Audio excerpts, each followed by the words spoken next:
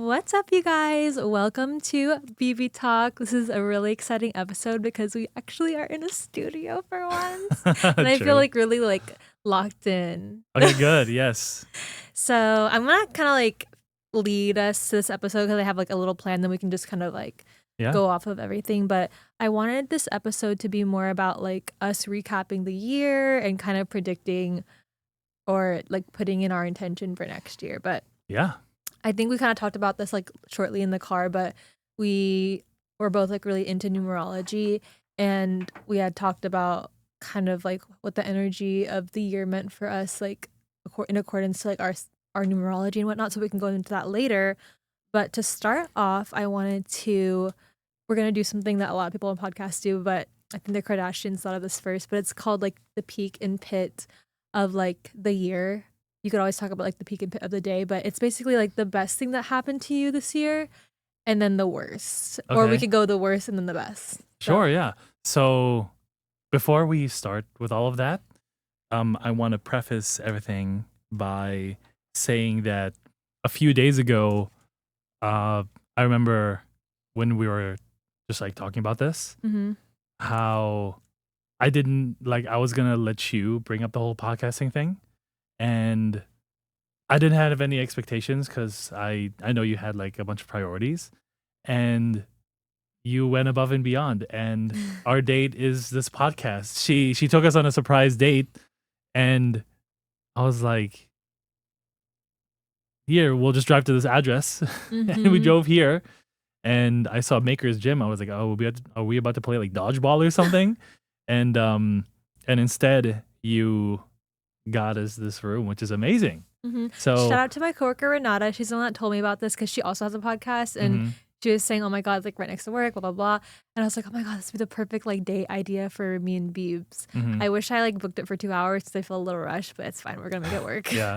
So this is good. So I want to say thank you. Yeah. So Honestly, the fact that we're here, I feel a lot better doing the podcast because I feel whenever we would just do it I've been losing my motivation to do the podcast because I just feel I haven't made time for it. And whenever we'd make time for it, we'd do it in the living room or we'd do it in the car. That sound has potential. But I think I'm the type of person, I'm learning this through workouts and stuff. I need to be in an environment that's conducive for that thing. I could tell myself that I'm gonna show up to the gym at 5 a.m., but unless I am around an environment that it's for that, I do better in a class setting or if something's regimented and is you have to be here at this time. mhm. So I don't know. Now that I'm in this space, I feel like I could do this more. Oh, okay, great. Well, That's what I fantastic. just Well, realized. let's definitely do that more. And now that I'm familiar with all this equipment and stuff, Mhm. let's see if we can get two more guests I to come. love This would be this. great. This is Yeah. really cool, y'all. If you have a maker gym or anything like this, I'm not sponsored. I wish it was. Mhm. But if you have something like this where you could rent a studio space, it really puts you in the vibe to do a podcast versus when you do it in the living room or something. Sometimes it's I don't know. Mhm. That's just me Little though. ratchet. Yeah, Yeah, I but get it's it. fine. It doesn't matter. That's fine. Yeah. So back to your prompt of peak or pit. Hmm. So, well, I guess the easy thing for me to say is, things that happened actually very close to each other was I basically lost my job, essentially, quote unquote lost my job. Um and then 2 weeks afterwards we got married. Great time to lose your job, by the way. If you plan on losing your job, make sure it's right before something life-alteringly important. So, yes. That being said, yeah, and then the peak is we got married. Mm-hmm. That was so I'm now wearing a ring, which is cool. Um her ring is nice and expensive, and my ring I can send crypto transactions with. So that's cool. Love that. That being said, yeah, that's basically it. Just short and sweet for me. I mean, Mhm. I think losing your job is typically one of the less good things that could happen to somebody. But then getting married is also one of the best things that could happen to somebody. So those things Mhm. happen just literally right back to back. Yeah. Do you feel different now that you're married? I'm still I'm kind of used to wearing the ring already. For me, it's just the only thing that's really changed Mhm. in terms of our relationship, or it's not really even a feeling. I feel we've been married for a long time now, just because we do everything together already Yeah, it feels like that. for a long time now. But for me, it's just like getting used to wearing a ring because I'm not necessarily like used to it. Mhm. But um, but that's okay. I'm getting used to it. I like how I have like something to like because like I fidget a lot, and Mhm. so like it's cool to just like play with it sometimes. And and I gotta lose some weight, so it's a little like less tight. But then also in the future, I do want a ring that is a little thinner. But Mhm. for now, this is good. I like it. I like being married. I feel like I was made for like the married life anyway, Aw, because that's I good. I'm and it's gonna sound so crazy, but like the whole reason why I'm made for like the married life is because I'm just too goddamn lazy to do any sort of like fuckboy shit. Like I'm Mhm. too lazy to cheat. I'm too lazy to talk to other like people or whatever. I'm like I'd rather just like be with somebody and then I'm good. You know what I'm saying? Like I just want to pour all my energy into one person. I don't have the the energy to do any sort of bad things also because like I feel like my moral compass is pretty strong, so when I Mhm. do something that's bad, like I immediately know it. You know what I'm saying? Mhm. Like and that manifests as like a pit in your stomach or it just doesn't feel right or like a gut instinct something like that. So I just Mhm. like I'm not made for degeneracy to be honest. Like I'm just not. That's So good. so Good to it's hear. really just yeah, the only thing that's different now is your family is fully on board with our marriage and it's now official. That's awesome.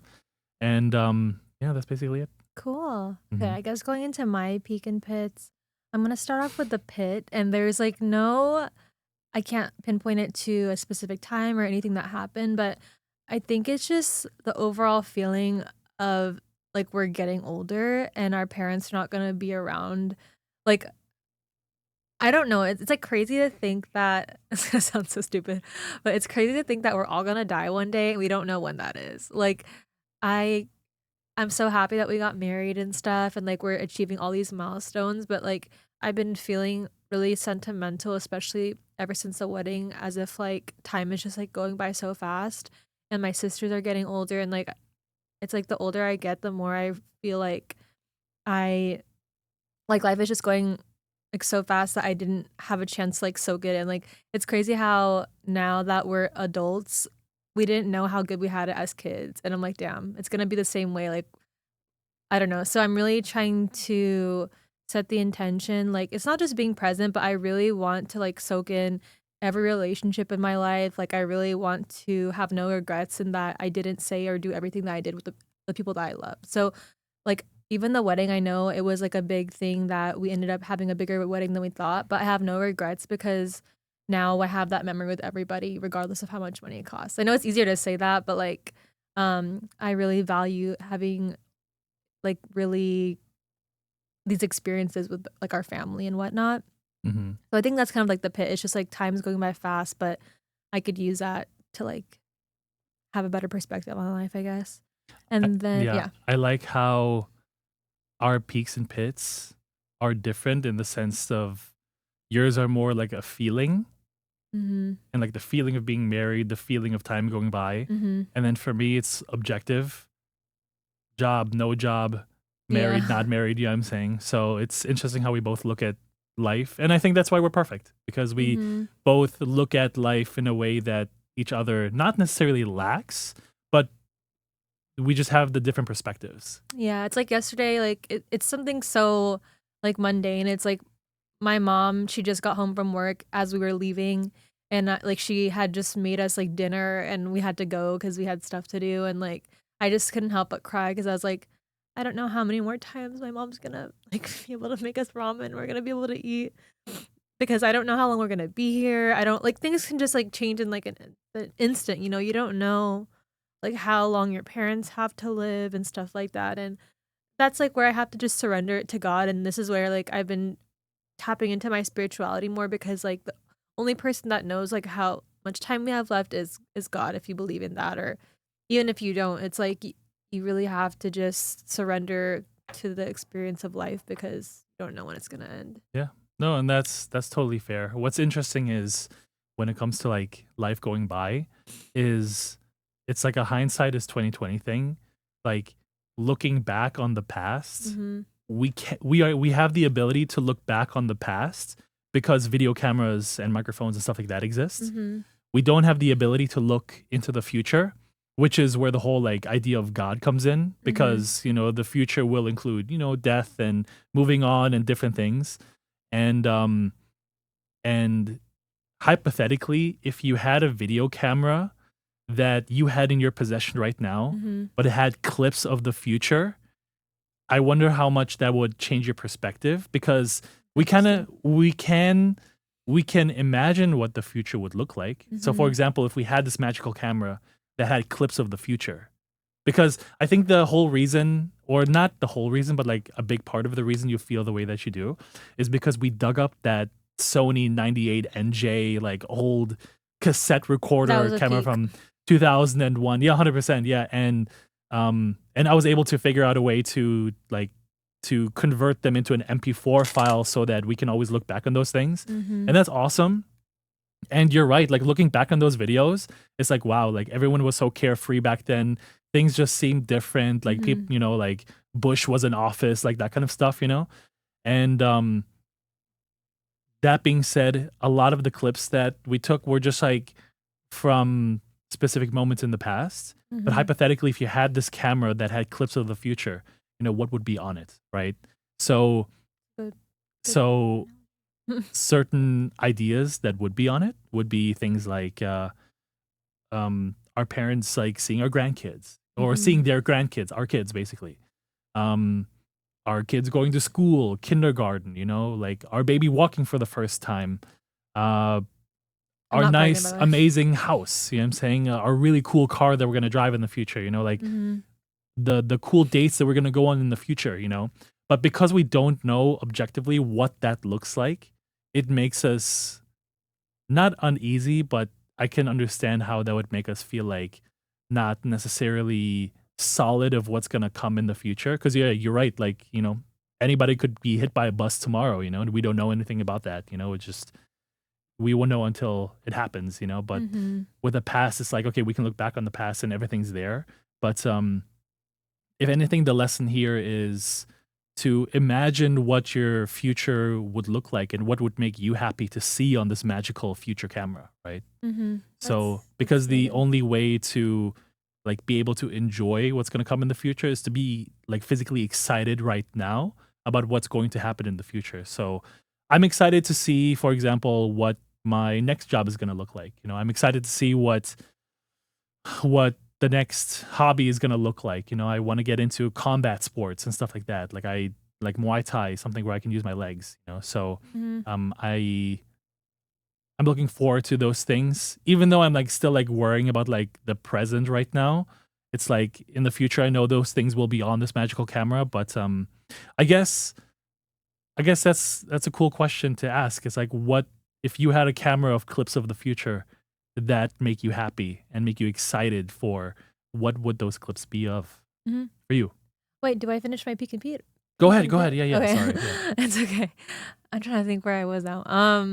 But that's like a good idea. Like with the like for those who don't know, no one should know this, but we found my dad's old video camera literally when I was from the age of like being born, and it still works and it's in perfect condition because we lost it. I feel like if we hadn't lost it, we'd have been using it. It would be fucked up by now. But we were able to like he was able to salvage the clips and play it at our wedding, and it was so beautiful. And like now I want to use it all the time. And now it like reiterates the fact that I do want to film like more of these moments so we could look back and show our future kids and whatnot. But Should we roll the clip of the wedding? yeah, sure. Roll the clip. Yeah, I don't have anything edited for the wedding, but Yeah, that's fine. basically, I'll put it in. yeah, like it's really cool that we were able to do that, and it seems like a time capsule. Like it's like because when you're young and like you're a kid, you don't really have perception of how things are going. You're just in the moment. So I think that's super cool. As you get older, you value time and you understand like what's happening more and how precious like these moments are. But anyway, like as far as like the peak of it all, um, I think so. Like it marks I think my 4 years of being Adderall free, and I think because of everything that I've went through, like on I don't know, biological or whatever happened to my brain when it got rid of like all the remnants of just the abuse, I feel like I finally stepped into my womanhood, and I feel like I finally have like full consciousness and my frontal lobe is developed and I could make decisions for myself. I feel like it was delayed because of the drug abuse that I went through, but now I feel like I have control over my thoughts and my emotions, and I don't feel like just super out of control like I was before. I don't know how I was living my life like that, but yeah, like now it's like I feel like I'm crafting the superpower of if I visualize something like creatively, like a video or a concept, I could execute it now. I may not know the steps in between of how to get there, but I know how to use my resources to figure out how to make something look like that. And then long term, my goal is to be able to scale that into like just big manifesting bigger things in life. So I feel like I always had that ability, and I think we all do, but I think with the drugs and stuff, it like stunted me because the reason why I took Adderall in the first place was because I didn't believe that I could do these things naturally. So I think every year that I am embracing my sobriety, or at least I'm embracing the fact that I have it within me to be the best version of myself, um, I feel more capable and I feel like the woman that God designed me to be. That's cool. I love that. So yeah. Cool. Amazing. Mhm. Well, congratulations, by the way. That's amazing. I know Thank it you. that wasn't the most easy thing for you, which is interesting because right after you quit Adderall, it's like we both had journeys of addiction. Mhm. So when we met, you had just come off the Adderall and you're still taking sleeping pills. And then you Not got that rid bad, of, but yeah, and then you got rid of I the, still take melatonin. and yeah, well, you took the hard stuff, the hydroxyzine. Not that it's So really not that yeah, hard, no, it's not but that it's bad. Yeah, like it's totally fine. pills, I guess, but But yeah. then you got rid of that too, and I'm so proud of you. And I remember when we met, when we first started dating, I was vaping nicotine, and then I got rid of that. Mhm. And then I was like basically vaping weed, and then eventually I got rid of that. Actually, this year, that's also another peak, is I Yay. stopped smoking weed like on the daily. Thank God, That's good. I feel a lot better. Um, and yeah, and I feel like now I can focus on like I feel like smoking weed every day just kind of like numbed my ability to not think critically, but to just like it made everything that was like bad not as bad, and it made Mhm. everything that was good like feel not as good, kind of. So it's kind of just like in the middle. But Mhm. now I can like as soon as I got off of it, I was like, damn, like life is really messed up right now. You know what I'm saying? Like I Mhm. got to do something about this. So that was like a big wake up call for me. But back to the Your next question question. of the magical future camera. Mhm. What clips would be on this camera? If and Yeah. it could be an iPhone, it could be whatever, right? But what clips are on this magical video capturing device of the future Yeah. that make you excited? Well, it's funny you said all that because this is like a pattern that I'm recognizing within myself, and I was like contemplating if I should go back to therapy because it's kind of a problem. But I tend like when things are going good in life, I slip into this pattern of ruminating on things that haven't even happened and may not happen, and I let that rob my peace. Like for example, when we started dating in the beginning, I things were going really good, and then like a lot of like stuff that I thought I healed from, like being cheated on in the past by past partners, like I started like transferring that over to our relationship, and I was like, oh, like what if like he cheats on me or whatever, like what if XYZ happens, and then like fast forward, at least for now, like none of that, I didn't have to worry about that because like that's not who you are. And then now that we're married, the next thing happened. Now I'm like I found myself just like thinking of the worst case scenarios, like if I were to get pregnant. Like that was like consuming my thoughts for the past couple of days. And I think that's also like when I'm in my luteal phase, like before my period, I'm not moving my body and I'm eating like shit. Like this is when my thoughts get really like depressing, and I was like identifying with it, and I was like every time I would hear something bad about pregnancy, I would just think, "Oh, that's going to happen to me." Like what? Like and then it wasn't until like literally today or yesterday I made the decision. I was like, I'm gonna take a Pilates class tomorrow. I'm gonna move my body. I'm gonna like have positive thoughts. I'm gonna read a fucking book. And now my thoughts have changed. so Good. so I realize like I bring that up because it's like all those times that I spent like months on end just stressing and thinking about the worst thing possible, it's a waste of fucking time because it doesn't change the outcome. Like worrying about things and stressing over them will not change your outcome. It just robs your peace. So I'm making it a point this coming year to do differently and to improve my diet and beyond things that I just eat. But yeah, it's like it connects to your this magical VHS camera because it's like all the things that I wanted to happen like a year ago happened already. And it's like all that worrying was literally for nothing. So like I guess to put that into play, like on the video camera, I imagine having the most blissful, euphoric pregnancy and delivery for all our future children. And we're all living a long, happy, prosperous life with both set of our parents there witnessing all of the milestones and us traveling the world together and just like living a beautiful life with like horses and rabbits. So That's good. yeah, That's that's good. basically it. No, I like that. Yeah, the idea of um, basically when you worry about things, Mm-hmm. your mind and your body can't tell the difference between something that's actually happening in your life and something that you're imagining happening into your life. Yeah. It's kind of like how, like when you eat, for example, your body doesn't know the difference between food and water. So when you drink water, it eventually makes you feel full, right? Because your body doesn't know that it's not food. Mm-hmm. But that being said, what happens when you imagine things in your head? Once you start getting your emotions involved in it, it manifests it faster. So Mm-hmm. worrying is literally useless because it manifests a reality that you know you don't want. And when you start getting your feelings involved in that, it manifests it even faster. Yeah. Because emotions are a higher dimensional form of energy that help manifest things faster. It's like, you ever feel like let's say there's a day where you feel really good and good things happen and then good things keep happening because you feel really good. And then there's a day when you feel like shit and then bad things happen to you and then more bad things happen to you and back to back things happen to you that are bad, you know? It's like that's why it's because emotions manifest on a higher frequency. You know, it's kind of like Mm-hmm. when you imagine something that's happening, then you get your emotions involved. It literally brings it into your life as fast as possible. Like for example, when we first started dating and you were being cheated on or whatever. So the first thing is the reason you know for a fact that I'm the right person is because you're not a cheater. You're loyal, which means if you are that, then whoever you're dating, who is your mirror, will also be that, aka me, right? So, however, because you were traumatized by that past, it made it so that you're looking for any clue whatsoever to prove that you were right.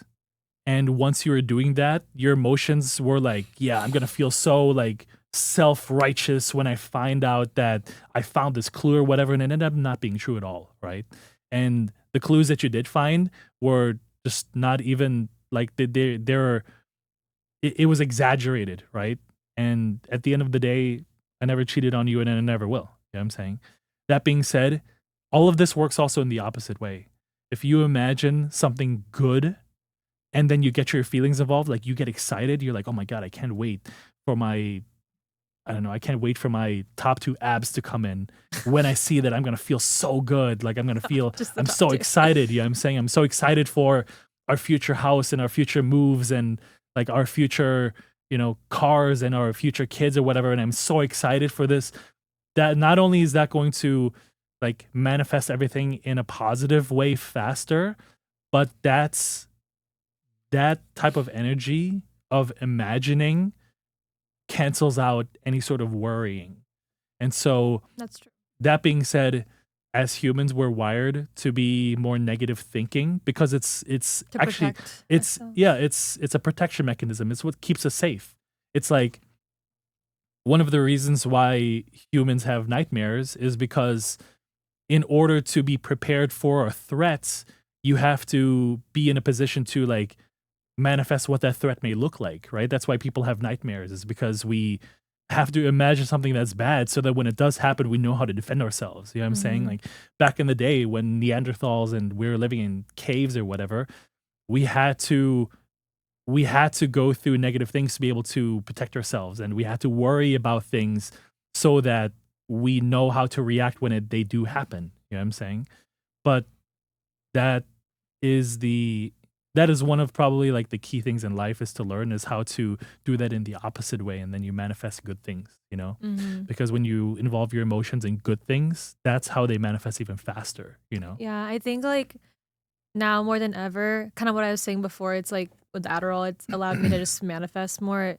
It's like we really are master manifestors, like being humans and like just who we are as spiritual beings. Like whenever we like recognize that, you really can make whatever you want in life happen through your Mhm. thoughts and just through your daily actions. So Yeah, gotta remind myself of that. exactly. Yeah. So I now, know. if we were to ask like what clips would be on the camera for like me, for example, what Yeah, excites me, definitely. I am excited for the future where we can basically travel the world while still like working online and like working Hmm. from home kind of thing, and being outside of having a job and like, whatever, and like being outside of that bubble, because I think we talked about this like the other day, is like when you have a job and stuff and you have a mortgage and you have a car payment or whatever, those things like really lock you in, like they create roots that are very difficult to get out of. Hmm.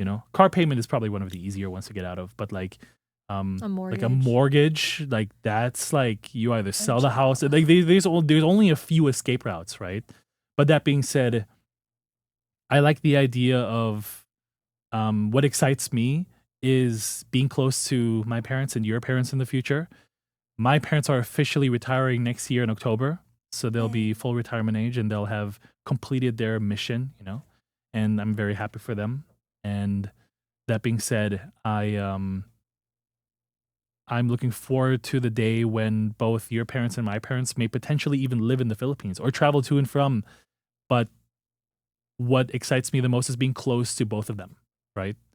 And then raising a family close to them, and whether that is primarily in the Philippines, primarily in Europe, or whatever, who knows? For sure, I know I don't want it to be here because of the way that the country does not value our kids, right? Mm. This country does not have the best interest in mind for our kids. And I could give examples, but we'll leave that for another time. But Yeah. mhm. Think that's true, and like that's the same vision that I have for myself, and like obviously because we got married, we have the same vision. Yeah, like growing up in Dallas, Texas, it's like it's really easy to get sucked into the whole like go to your dream 4-year college at Texas A&M, UT Austin, and then buy a house and have a bunch of kids and just kind of stay in the same place and just settle for like a 2-week vacation every time you like have PTO or whatever. But like I never like had the desire to own a house. Like this is also before meeting you. So I was not influenced by the things that you wanted. Like I never even to this day like I don't care to own a home. I don't care to like say that I've worked at my job for like a million fucking years. Like I always just wanted to be free. Like I always wanted to just have my own like to just be independent enough. Like this is before I met you obviously, but like I wanted to be able to have enough money for myself to just pick up and leave whenever I want. Like if I want to be in London for a couple of months and just work there and then go to freaking I don't know, South Korea, South obviously, and just like live my life and like do something in fashion. I don't know.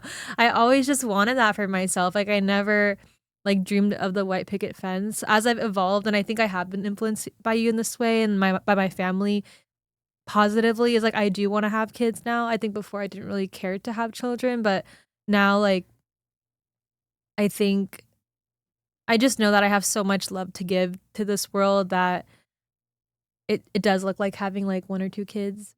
We'll see.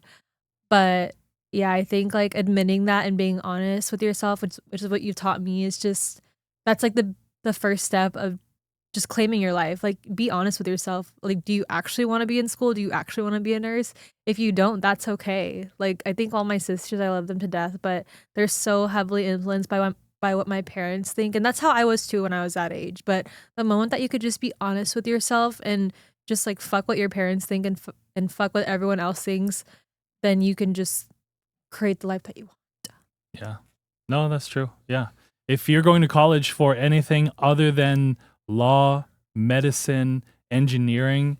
Like if you have a psychology degree or a sociology degree or any sort of degree that doesn't like here's the problem with college is that the amount of tuition you pay should be directly correlated to how much money you could potentially make with that degree. Yeah. You shouldn't be So you have to pay paying off that debt. yeah, you should not be paying $500 million for a political science major just to make $20 an hour at McDonald's. Like that is not how that should go, right? And yeah, Like if you're gonna take out loans, like take out a $10,000 loan on like starting a business, or if you want to be an influencer, like get fucking boobs and like become like the best influencer you can be. I don't know. Like you don't have to yeah, spend that all on freaking the U.S. college system and yeah. Fed So, loans. but yeah, no. That being said, I think yeah. That being said, I think I think we both have uh a future in mind that's good for both of us. And I want to reiterate that, like, because we're now married, and I've said this before also, but like all my decisions now include you also, which they've included you before too. So I promise that wherever we end up and whatever we end up doing, it's going to be the best for the both of us. And I'm going to do my absolute most to make sure we make decisions that make both of us happy. Hey, me too. Because um if I make a decision and you end up very unhappy with it, like if I'm about to make a decision and you're like, I know that's like, if I'm like, okay, we have to move to Zimbabwe or whatever, and I know you're gonna be like, I will absolutely hate it there, and then you actually end up hating it, like I will refrain from making decisions like that, right? Oh, But thank of you. course, what I hope and pray for is that you fine tune your imagination enough that if I do come up with a, hey, let's make this decision or whatever, and you could imagine ways that it's awesome and positive and beautiful, then that would be very helpful. Now, of course, we're alike enough to the point where we don't have conflicting ideas of what the future looks like. I think we have a very similar idea of what the future looks like, which is also why I married you. Yay. But that being said, yeah, like I want to make sure that you know that no matter where we end up in the future, I'm just going to focus on you and I'm just going to be with you, and that's all I want, and that's really all I care for. And like even as far as to say, like if whatever happens, I will always choose you, because like even in circumstances where it's like, eh, do we save the baby or do we save you? I choose you all day. Like the baby can go away. That's fine. No. Um, No. but Hopefully we never have to be. that being said, like I will always choose you. That's basically all I'm saying. Thank you, So Beep. And like I guess also for context with the podcast as well, it's like I was hesitant to do the podcast too because I tend to see a pattern, at least with like a lot of couple influencers that I've followed in the past. Like what's that girl's name? The prank versus prank. Like I see it's like a pipeline of like a couple that, has like a YouTube channel or something, and then they end up taking it as far as they can and they end up becoming big, and then they get a divorce because of all this shit. And I'm not saying that's gonna happen to us. Like I don't think this podcast is gonna I don't know. But I'm just saying like the reason why I was so hesitant to do this is because I didn't want to jeopardize our relationship and put like all our information out there, which I feel like we're doing a good job of just sharing what we're comfortable with.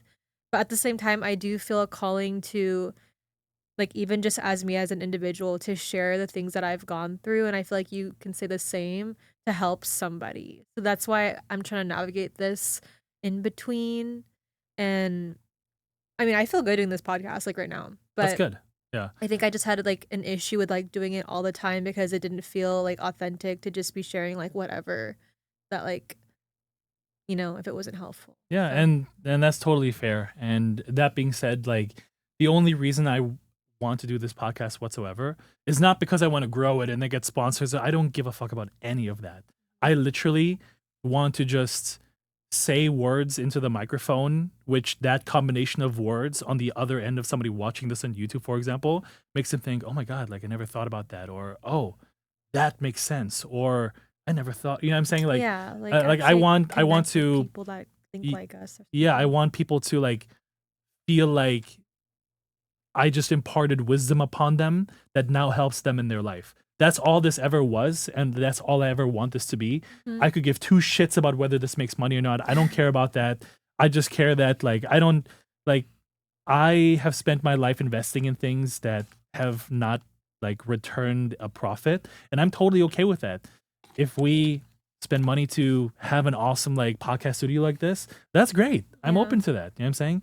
If if you know we just end up doing something that allows us to tell stories. You know what I'm saying? And that's That's what I like. That's why I like doing the podcast because this is fun. Like I never had a place like growing up as a child.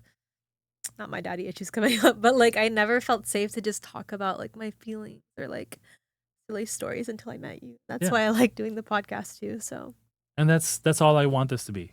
Because at the end of the day, you know, we have a lot of wisdom to share with people that could help them. I And agree. there's something that nobody's gonna know who this is, but Bashar is a entity that is being channeled, and he said one time, he said, if you have a story that you are excited to share, if you have a piece of music that you create that you are excited to share, if you have any sort of wisdom that you want to record yourself on that you're excited to share, the reason that excitement exists is because there's someone out there that needs to hear it. So beautiful. And I love that. and who are you to rob that person of your wisdom when you have the tools and the ability to make that happen for somebody, you know? And so that's the whole point of this podcast, is to share what we know, because we have both individual but also very um passionate stories about our life that if someone were to hear, they'd be like, "Oh my goodness, like I never thought about it this way." We have perspectives that we need to share, Mhm. I and do feel and that calling for sure. yeah, and it's just like, who are we to deny somebody else the wisdom that we have when we Mhm. have the tools and the desire to tell these stories, right? And I see. so that's all this ever was about, and that was the entire idea of this podcast, like it like completely, right?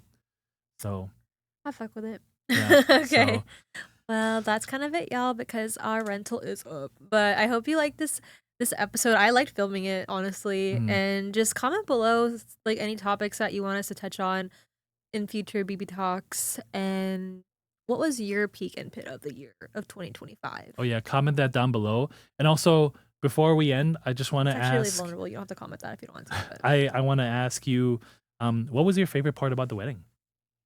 just honestly having everyone that we love there. Like I think of course if I could have had it differently, I wish we had like some more of the people that we love there, but it honestly it worked out the way it was supposed to, and everyone that was there was meant to be there in that moment. So, Yeah, you that's know who good. you are. Yeah. All right, y'all. Bye. Bye.